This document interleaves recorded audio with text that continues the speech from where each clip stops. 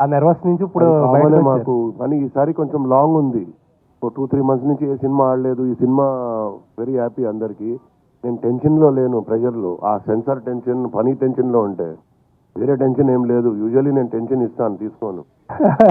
Problem ఇప్పుడు problem అయింది ఈ వర్క్ టెన్షన్. నేను సెన్సార్ అవ్వాలి. సార్ హెల్ప్ చేశారు.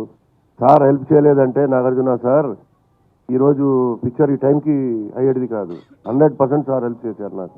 75 రూపీస్ చేయలేదు, 25-50 చేసాము. అక్కడ మరే తక్కువ ఉన్నాయి కొన్ని.